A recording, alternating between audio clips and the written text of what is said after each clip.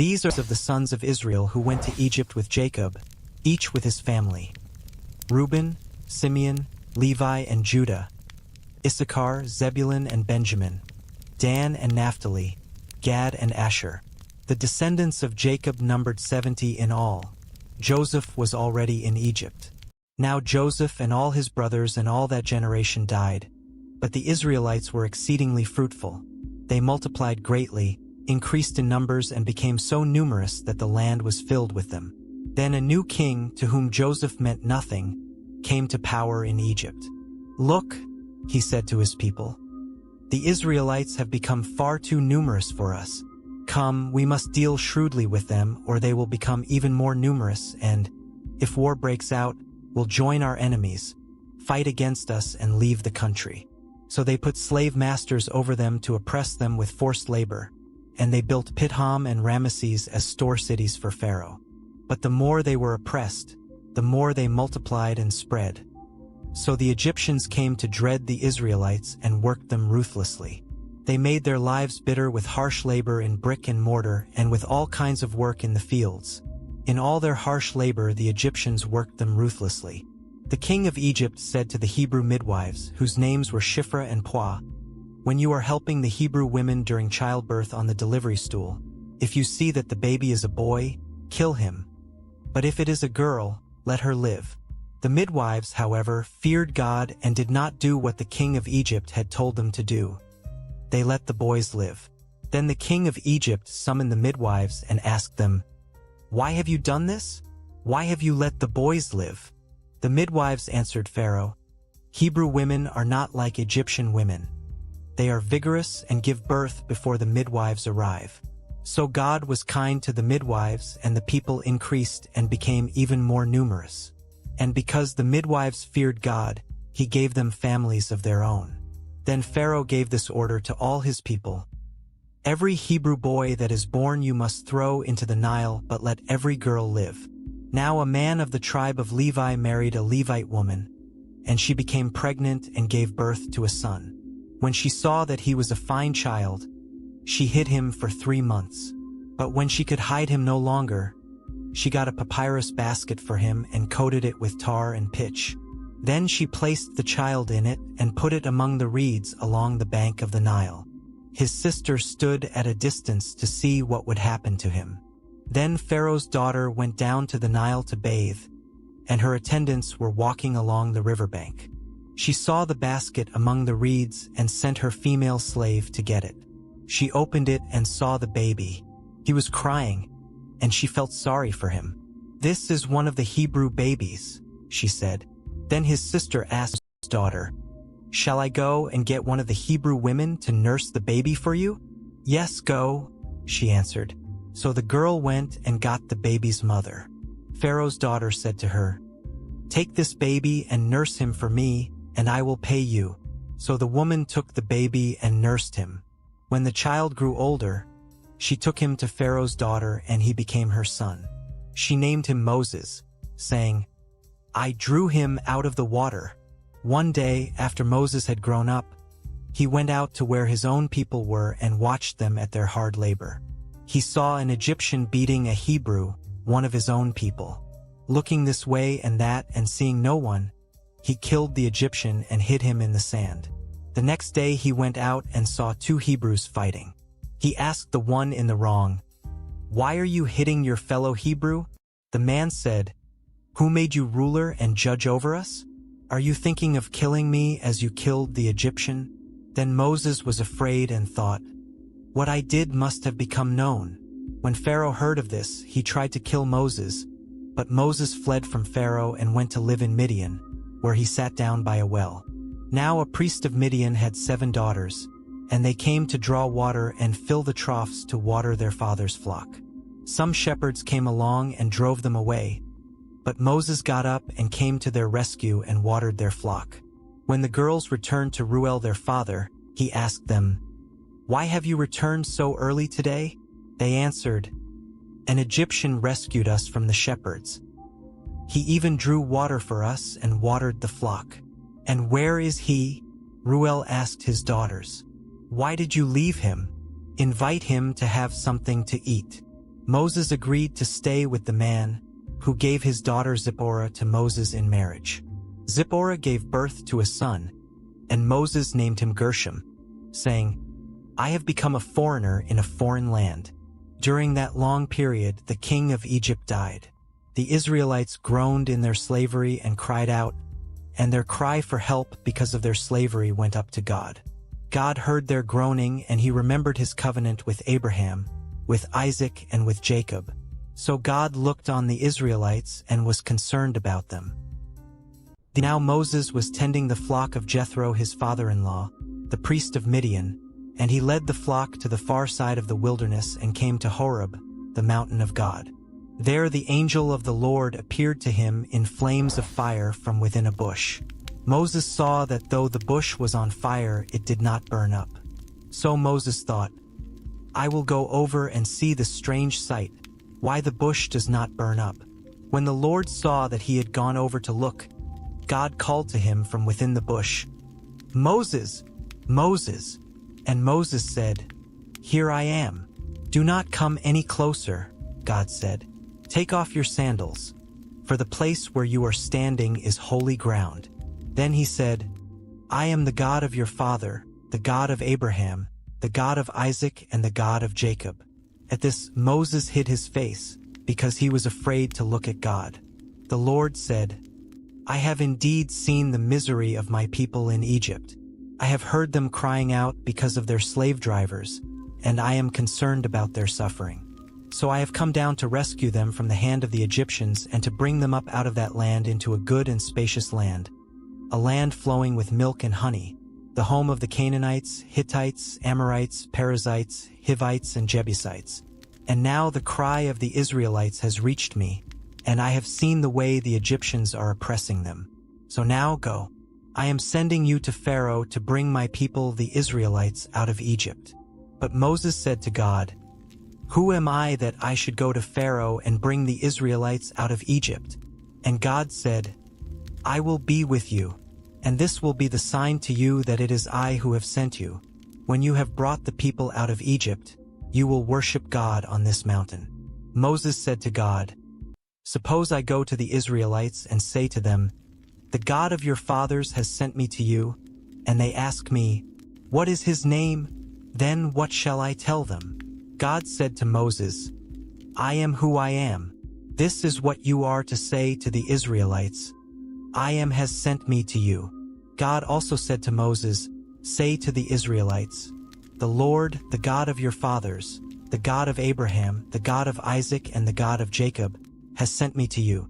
This is my name forever, the name you shall call me, from generation to generation. Go, assemble the elders of Israel and say to them, 'The Lord, the God of your fathers, the God of Abraham, Isaac, and Jacob, appeared to me and said, I have watched over you and have seen what has been done to you in Egypt, and I have promised to bring you up out of your misery in Egypt into the land of the Canaanites, Hittites, Amorites, Perizzites, Hivites, and Jebusites, a land flowing with milk and honey. The elders of Israel will listen to you. Then you and the elders are to go to the king of Egypt and say to him, The Lord, the God of the Hebrews, has met with us. Let us take a 3-day journey into the wilderness to offer sacrifices to the Lord our God. But I know that the king of Egypt will not let you go unless a mighty hand compels him. So I will stretch out my hand and strike the Egyptians with all the wonders that I will perform among them. After that, he will let you go. And I will make the Egyptians favorably disposed toward this people, so that when you leave you will not go empty-handed. Every woman is to ask her neighbor and any woman living in her house for articles of silver and gold and for clothing, which you will put on your sons and daughters.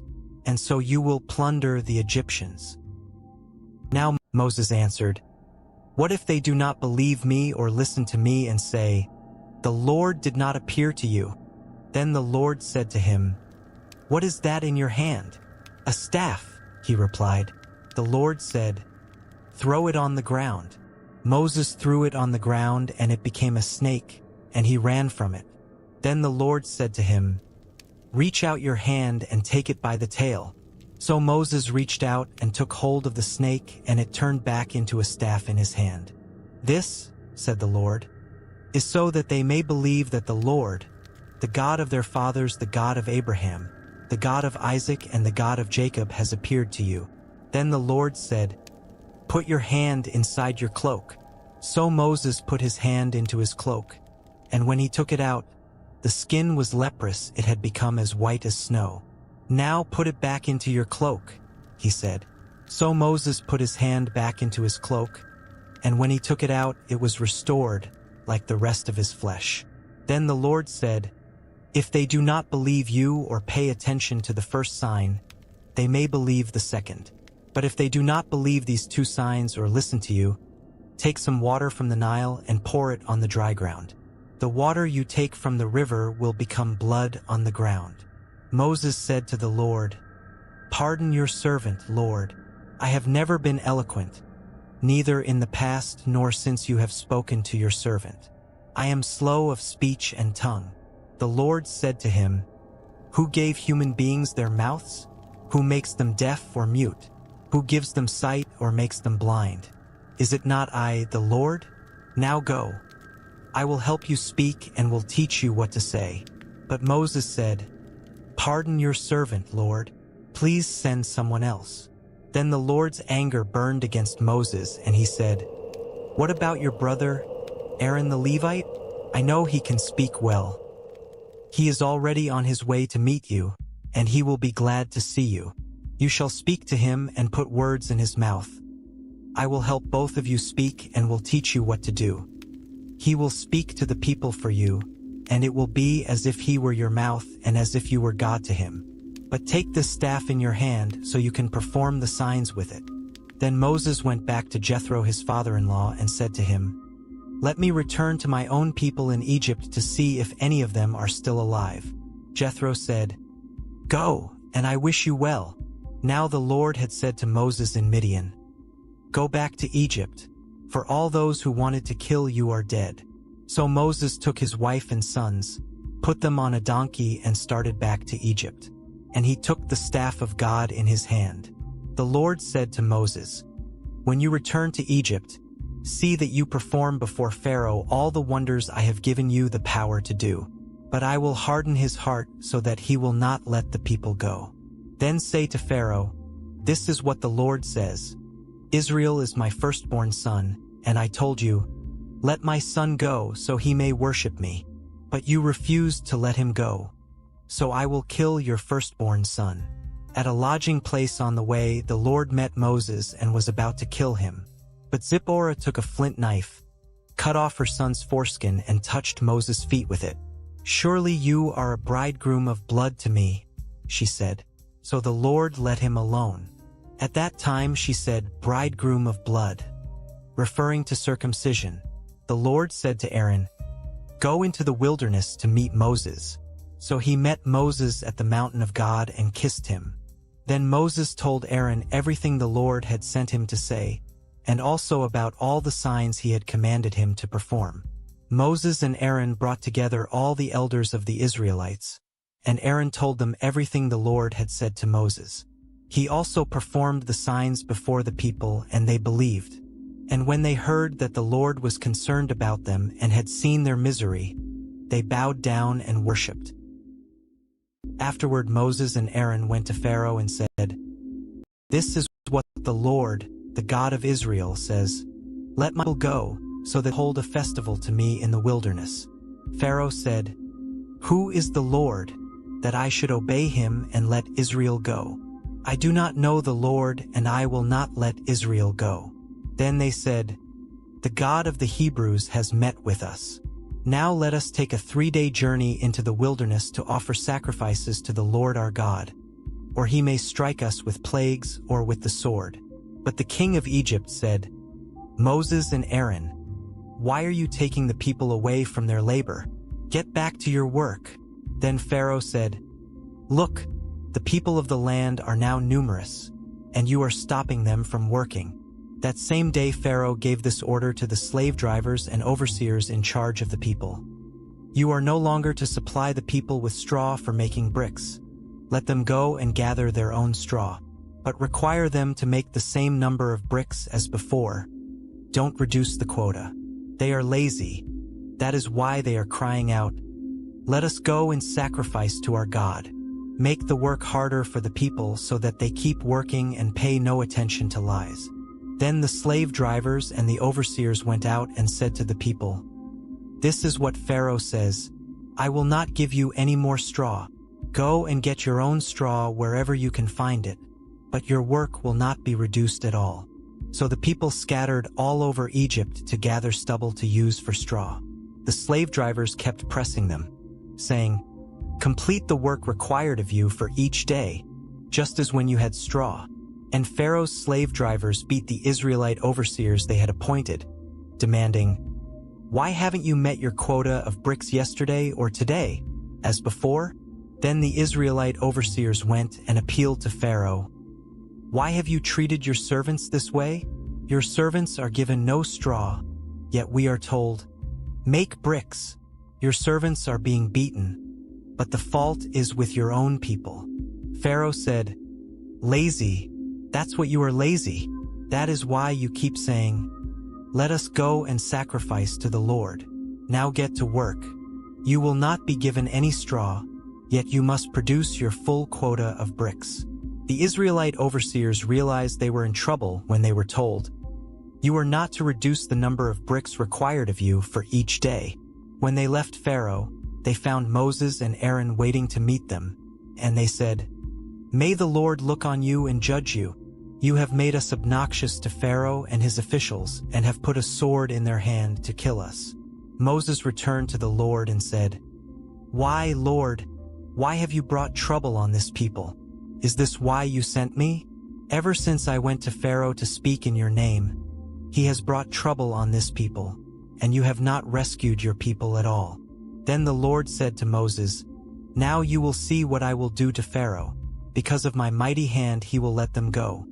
Because of my mighty hand he will drive them out of his country." God also said to Moses, "I am the Lord.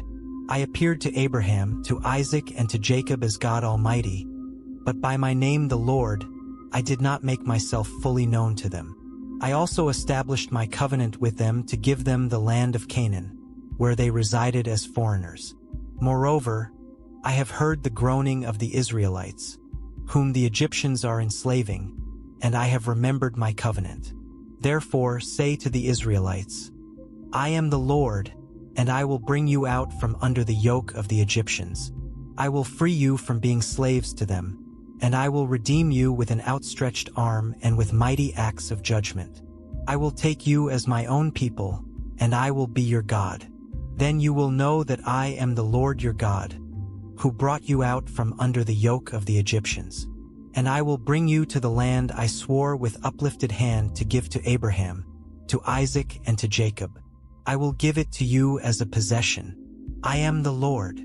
Moses reported this to the Israelites, but they did not listen to him because of their discouragement and harsh labor. Then the Lord said to Moses, "Go, tell Pharaoh king of Egypt to let the Israelites go out of his country."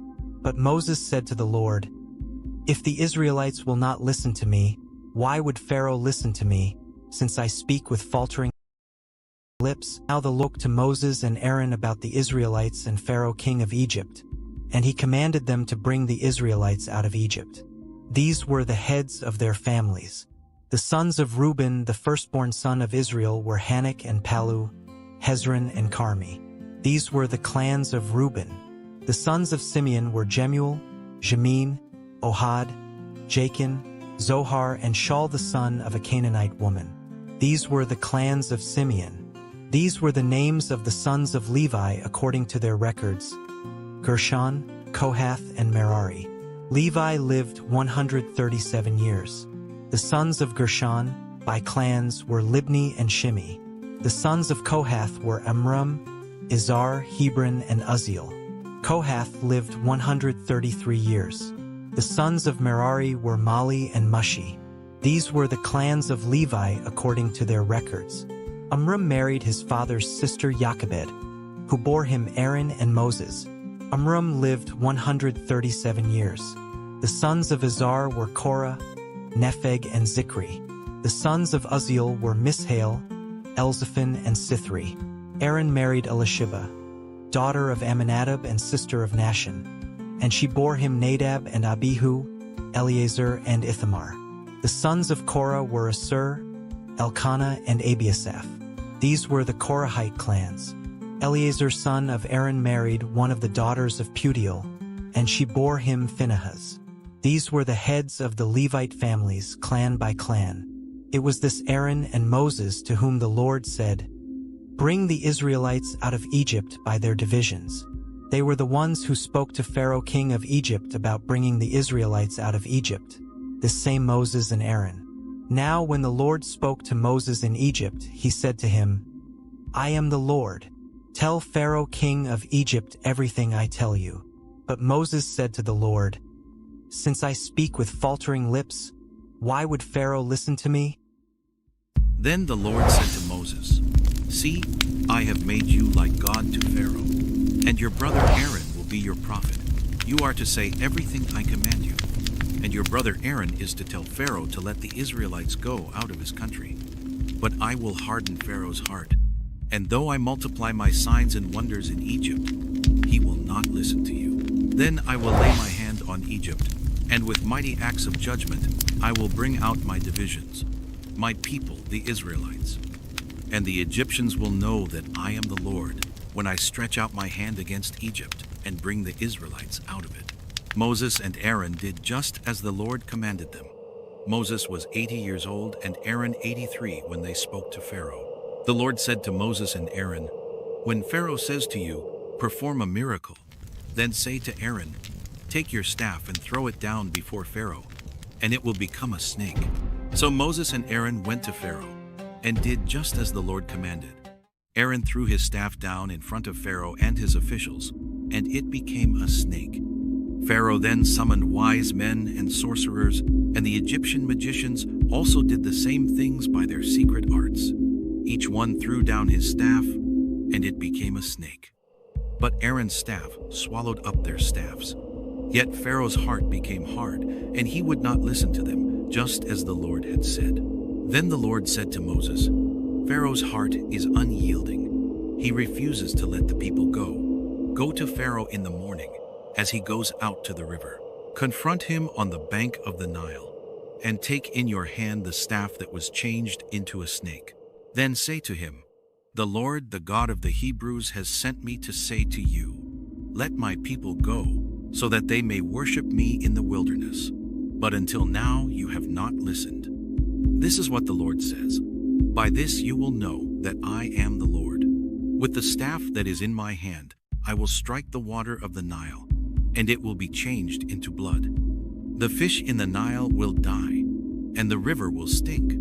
The Egyptians will not be able to drink its water." The Lord said to Moses, "Tell Aaron, take your staff, and stretch out your hand over the waters of Egypt, over the streams and canals, over the ponds and all the reservoirs, and they will turn to blood. Blood will be everywhere in Egypt, even in vessels of wood and stone." Moses and Aaron did just as the Lord had commanded. He raised his staff in the presence of Pharaoh and his officials and struck the water of the Nile, and all the water was changed into blood. The fish in the Nile died, and the river smelled so bad that the Egyptians could not drink its water. Blood was everywhere in Egypt. But the Egyptian magicians did the same things by their secret arts, and Pharaoh's heart became hard. He would not listen to Moses and Aaron, just as the Lord had said. Instead, he turned and went into his palace, and did not take even this to heart. And all the Egyptians dug along the Nile to get drinking water, because they could not drink the water of the river. 7 days passed after the Lord struck the Nile. Then the Lord said to Moses, "Go to Pharaoh and say to him, 'This is what the Lord says. Let my people go so that they may worship me. If you refuse to let them go, I will send a plague of frogs on your whole country. The Nile will teem with frogs. They will come up into your palace and your bedroom and onto your bed, into the houses of your officials and on your people, and into your ovens and kneading troughs. The frogs will come up on you and your people and all your officials." Then the Lord said to Moses, "Tell Aaron, Stretch out your hand with your staff over the streams and canals and ponds, and make frogs come up on the land of Egypt." So Aaron stretched out his hand over the waters of Egypt, and the frogs came up and covered the land. But the magicians did the same things by their secret arts. They also made frogs come up on the land of Egypt. Pharaoh summoned Moses and Aaron and said, "Pray to the Lord to take the frogs away from me and my people, and I will let your people go to offer sacrifices to the Lord." Moses said to Pharaoh, "I leave to you the honor of setting the time for me to pray for you and your officials, and your people, that you and your houses may be rid of the frogs, except for those that remain in the Nile." "Tomorrow," Pharaoh said. Moses replied, "It will be as you say, so that you may know there is no one like the Lord our God. The frogs will leave you and your houses, your officials and your people. They will remain only in the Nile." After Moses and Aaron left Pharaoh, Moses cried out to the Lord about the frogs he had brought on Pharaoh, and the Lord did what Moses asked. The frogs died in the houses, in the courtyards, and in the fields.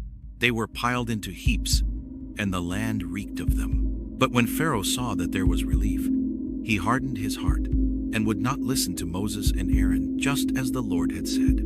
Then the Lord said to Moses, "Tell Aaron, stretch out your staff and strike the dust of the ground, and throughout the land of Egypt the dust will become gnats." They did this, and when Aaron stretched out his hand with the staff and struck the dust of the ground, gnats came on people and animals. All the dust throughout the land of Egypt became gnats. But when the magicians tried to produce gnats by their secret arts, they could not, since the gnats were on people and animals everywhere. The magicians said to Pharaoh, "This is the finger of God." But Pharaoh's heart was hard, and he would not listen, just as the Lord had said. Then the Lord said to Moses, "Get up early in the morning and confront Pharaoh as he goes to the river, and say to him, 'This is what the Lord says: Let my people go, so that they may worship me. If you do not let my people go, I will send swarms of flies on you and your officials, on your people, and into your houses.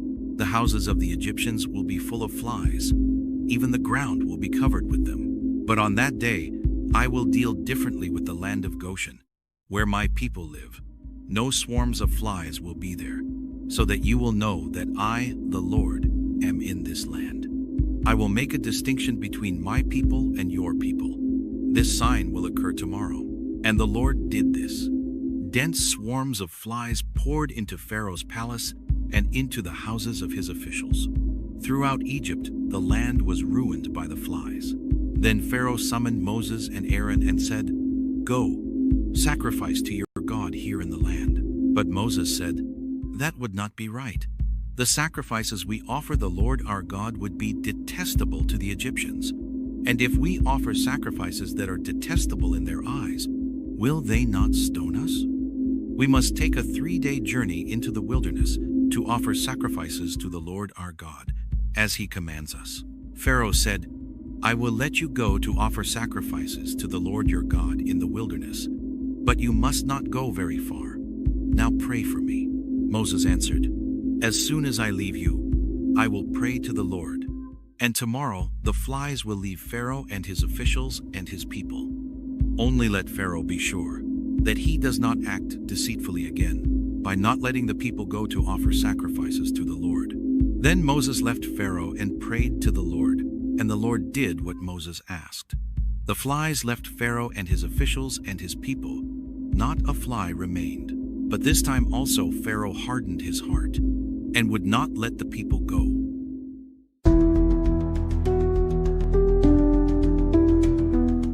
Then the Lord said to Moses, "Go to Pharaoh and say to him, 'This is what the Lord, the God of the Hebrews, says: Let my people go, so that they may worship me. If you refuse to let them go and continue to hold them back, the hand of the Lord will bring a terrible plague on your livestock in the field, on your horses, donkeys and camels, and on your cattle, sheep and goats. But the Lord will make a distinction between the livestock of Israel and that of Egypt, so that no animal belonging to the Israelites will die." The Lord set a time and said, "Tomorrow the Lord will do this in the land, And the next day the Lord did it. All the livestock of the Egyptians died, but not one animal belonging to the Israelites died. Pharaoh investigated and found that not even one of the animals of the Israelites had died. Yet his heart was unyielding, and he would not let the people go. Then the Lord said to Moses and Aaron, "Take handfuls of soot from a furnace and have Moses toss it into the air in the presence of Pharaoh. It will become fine dust over the whole land of Egypt, and festering boils will break out on people and animals throughout the land." So they took soot from a furnace and stood before Pharaoh. Moses tossed it into the air, and festering boils broke out on people and animals. The magicians could not stand before Moses because of the boils that were on them and on all the Egyptians. But the Lord hardened Pharaoh's heart, and he would not listen to Moses and Aaron, just as the Lord had said to Moses. Then the Lord said to Moses, "Get up early in the morning, confront Pharaoh and say to him, 'This is what the Lord, the God of the Hebrews, says. Let my people go so that they may worship me, or this time I will send the full force of my plagues against you and against your officials and your people, so you may know that there is no one like me in all the earth. For by now I could have stretched out my hand and struck you and your people with a plague that would have wiped you off the earth. But I have raised you up for this very purpose, that I might show you my power and that my name might be proclaimed in all the earth. You still set yourself against my people and will not let them go. Therefore, at this time tomorrow I will send the worst hailstorm that has ever fallen on Egypt, from the day it was founded till now. Give an order now to bring your livestock and everything you have in the field to a place of shelter, because the hail will fall on every person and animal that has not been brought in and is still out in the field, and they will die." Those officials of Pharaoh who feared the word of the Lord hurried to bring their slaves and their livestock inside. But those who ignored the word of the Lord left their slaves and livestock in the field. Then the Lord said to Moses, "Stretch out your hand toward the sky so that hail will fall all over Egypt, on people and animals and on everything growing in the fields of Egypt." When Moses stretched out his staff toward the sky, the Lord sent thunder and hail, and lightning flashed down to the ground. So the Lord rained hail on the land of Egypt. Hail fell and lightning flashed back and forth. It was the worst storm in all the land of Egypt since it had become a nation. Throughout Egypt hail struck everything in the fields, both people and animals. It beat down everything growing in the fields and stripped every tree. The only place it did not hail was the land of Goshen, where the Israelites were. Then Pharaoh summoned Moses and Aaron. "This time I have sinned," he said to them. "The Lord is in the right, and I and my people are in the wrong. Pray to the Lord, for we have had enough thunder and hail. I will let you go. You don't have to stay any longer." Moses replied, "When I have gone out of the city, I will spread out my hands in prayer to the Lord. The thunder will stop and there will be no more hail, so you may know that the earth is the Lord's. But I know that you and your officials still do not fear the Lord God." The flax and barley were destroyed, since the barley had headed and the flax was in bloom. The wheat and spelt, however, were not destroyed, because they ripened later. Then Moses left Pharaoh and went out of the city. He spread out his hands toward the Lord. The thunder and hail stopped, and the rain no longer poured down on the land. When Pharaoh saw that the rain and hail and thunder had stopped, he sinned again. He and his officials hardened their hearts. So Pharaoh's heart was hard, and he would not let the Israelites go, just as the Lord had said through Moses. Then the Lord said to Moses, "Go to Pharaoh, for I have hardened his heart and the hearts of his officials, so that I may perform these signs of mine among them, that you may tell your children and grandchildren how I dealt harshly with the Egyptians and how I performed my signs among them, and that you may know that I am the Lord." So Moses and Aaron went to Pharaoh and said to him, "This is what the Lord, the God of the Hebrews, says, How long will you refuse to humble yourself before me? Let my people go so that they may worship me. If you refuse to let them go, I will bring locusts into your country tomorrow. They will cover the face of the ground so that it cannot be seen. They will devour what little you have left after the hail, including every tree that is growing in your fields. They will fill your houses and those of all your officials and all the Egyptians. Something neither your parents nor your ancestors have ever seen from the day they settled in this land till now." Then Moses turned and left Pharaoh. Pharaoh's officials said to him, "How long will this man be a snare to us? Let the people go so that they may worship the Lord their God. Do you not yet realize that Egypt is ruined?" Then Moses and Aaron were brought back to Pharaoh.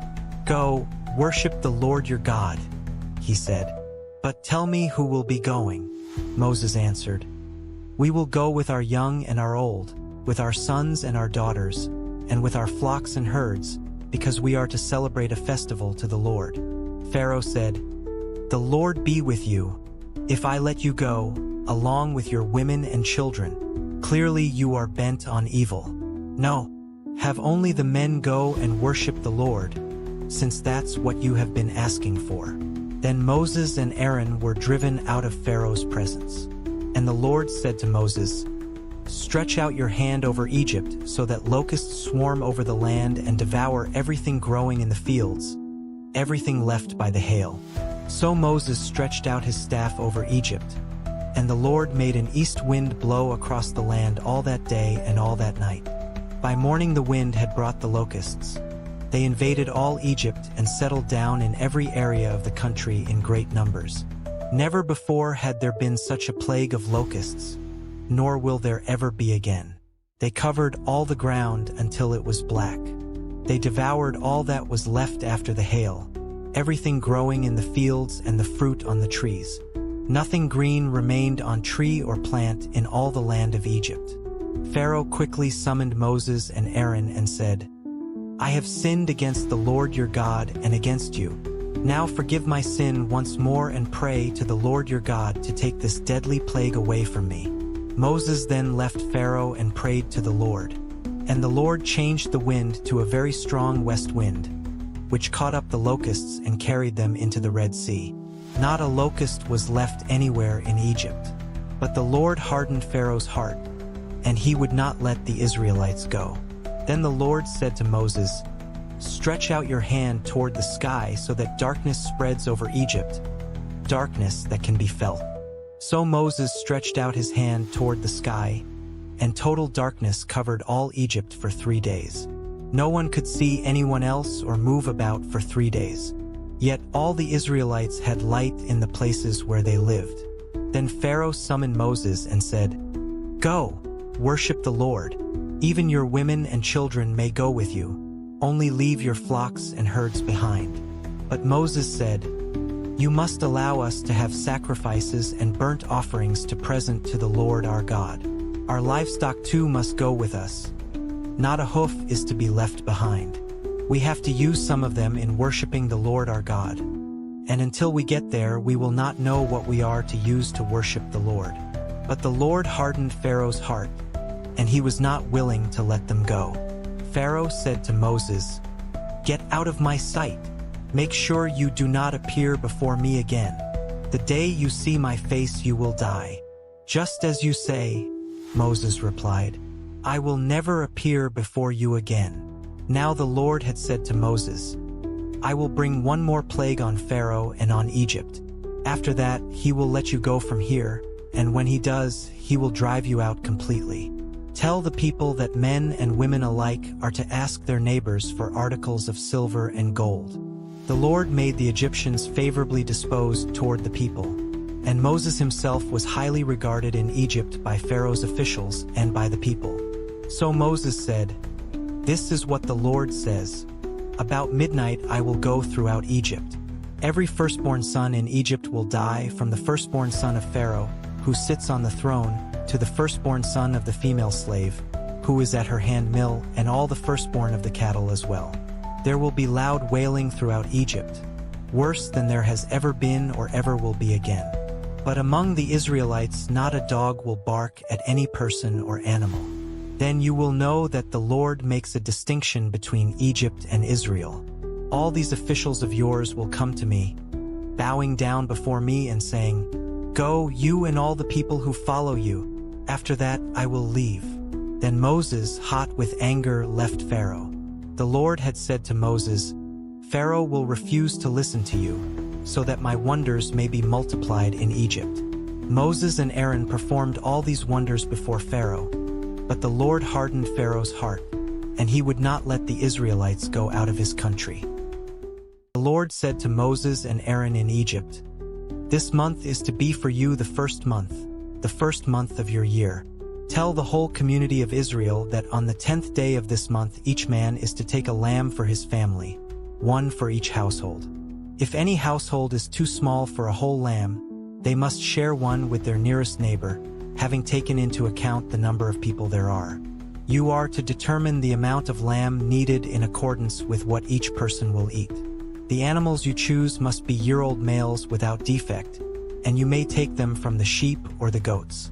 Take care of them until the 14th day of the month, when all the members of the community of Israel must slaughter them at twilight.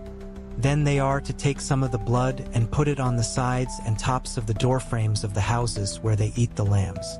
That same night they are to eat the meat roasted over the fire, along with bitter herbs and bread made without yeast.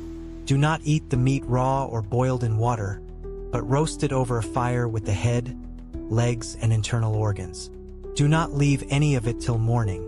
If some is left till morning, you must burn it. This is how you are to eat it: with your cloak tucked into your belt, your sandals on your feet, and your staff in your hand. Eat it in haste. It is the Lord's Passover. On that same night I will pass through Egypt and strike down every firstborn of both people and animals, and I will bring judgment on all the gods of Egypt. I am the Lord.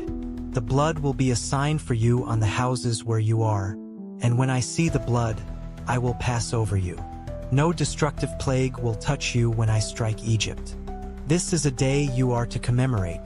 For the generations to come you shall celebrate it as a festival to the Lord, a lasting ordinance. For 7 days you are to eat bread made without yeast. On the first day remove the yeast from your houses, for whoever eats anything with yeast in it from the first day through the 7th must be cut off from Israel. On the first day hold a sacred assembly, and another one on the 7th day. Do no work at all on these days except to prepare food for everyone to eat. That is all you may do. Celebrate the festival of unleavened bread, because it was on this very day that I brought your divisions out of Egypt. Celebrate this day as a lasting ordinance for the generations to come. In the first month you are to eat bread made without yeast, from the evening of the 14th day until the evening of the 21st day. For 7 days no yeast is to be found in your houses. And anyone, whether foreigner or native-born, who eats anything with yeast in it must be cut off from the community of Israel. Eat nothing made with yeast. Wherever you live, you must eat unleavened bread. Then Moses summoned all the elders of Israel and said to them, "Go at once and select the animals for your families and slaughter the Passover lamb. Take a bunch of hyssop, dip it into the blood in the basin and put some of the blood on the top and on both sides of the doorframe. None of you shall go out of the door of your house until morning. When the Lord goes through the land to strike down the Egyptians, he will see the blood on the top and sides of the doorframe and will pass over that doorway, and he will not permit the destroyer to enter your houses and strike you down. Obey these instructions as a lasting ordinance for you and your descendants. When you enter the land that the Lord will give you as he promised, observe this ceremony. And when your children ask you, 'What does this ceremony mean to you?' then tell them, 'It is the Passover sacrifice to the Lord, who passed over the houses of the Israelites in Egypt and spared our homes when he struck down the Egyptians.' Then the people bowed down and worshipped. The Israelites did just what the Lord commanded Moses and Aaron. At midnight the Lord struck down all the firstborn in Egypt, from the firstborn of Pharaoh, who sat on the throne, to the firstborn of the prisoner, who was in the dungeon, and the firstborn of all the livestock as well. Pharaoh and all his officials and all the Egyptians got up during the night, and there was loud wailing in Egypt, for there was not a house without someone dead. During the night Pharaoh summoned Moses and Aaron and said, 'Up, leave my people, you and the Israelites. Go worship the Lord as you have requested. Take your flocks and herds as you have said and go. And also bless me.' The Egyptians urged the people to hurry and leave the country, for otherwise They said, "We will all die." So the people took their dough before the yeast was added, and carried it on their shoulders in kneading troughs wrapped in clothing. The Israelites did as Moses instructed and asked the Egyptians for articles of silver and gold and for clothing. The Lord had made the Egyptians favorably disposed toward the people, and they gave them what they asked for. So they plundered the Egyptians. The Israelites journeyed from Ramesses to Succoth. There were about 600,000 men on foot, besides women and children. Many other people went up with them, and also large droves of livestock, both flocks and herds. With the dough the Israelites had brought from Egypt, they baked loaves of unleavened bread. The dough was without yeast because they had been driven out of Egypt and did not have time to prepare food for themselves. Now the length of time the Israelite people lived in Egypt was 430 years. At the end of the 430 years, to the very day, all the Lord's divisions left Egypt. Because the Lord kept vigil that night to bring them out of Egypt, on this night all the Israelites are to keep vigil to honor the Lord for the generations to come. The Lord said to Moses and Aaron, "These are the regulations for the Passover meal. No foreigner may eat it. Any slave you have bought may eat it after you have circumcised him, but a temporary resident or a hired worker may not eat it. It must be eaten inside the house. Take none of the meat outside the house. Do not break any of the bones. The whole community of Israel must celebrate it. A foreigner residing among you who wants to celebrate the Lord's Passover must have all the males in his household circumcised. Then he may take part like one born in the land. No uncircumcised male may eat it. The same law applies both to the native-born and to the foreigner residing among you." All the Israelites did just what the Lord had commanded Moses and Aaron. And on that very day the Lord brought the Israelites out of Egypt by their divisions.